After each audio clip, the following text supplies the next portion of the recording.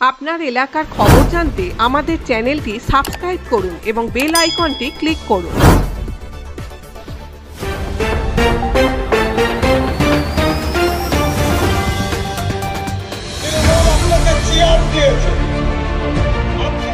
মা যেমন আঁচল দিয়ে সন্তানকে রক্ষা করে, ঠিক তেমনি তৃণমূল কংগ্রেস দল সারা বাংলাকে একটাই ছাতার তলায় সুরক্ষিত রেখেছে।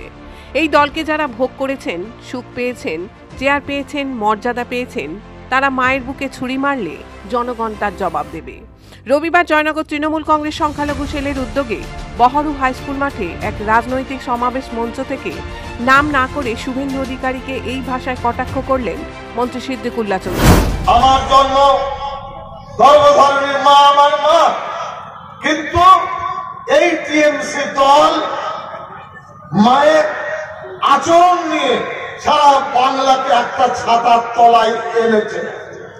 যারা ভোগ করেছে, সুখ পেয়েছেন, চেয়ার পেয়েছেন, মর্যাদা পেয়েছেন, মায়ের বুকে ছুরি মারছেন, জনগণ হাড়ে হাড়ে তার উত্তর দেবে।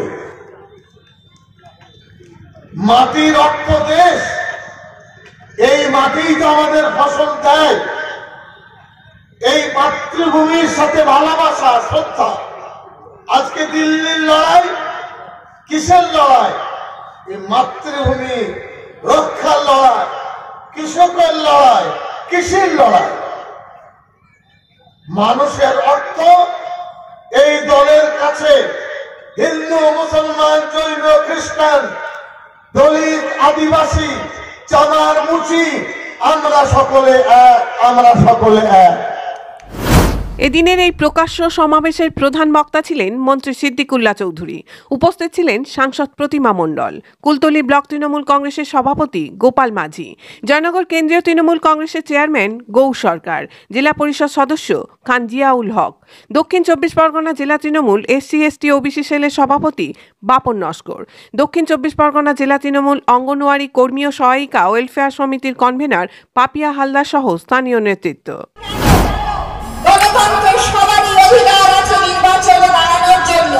গণতন্ত্রের সবারই অধিকার আছে এই ময়দানে বক্তব্য রাখবার জন্য। কিন্তু মনে রাখুন,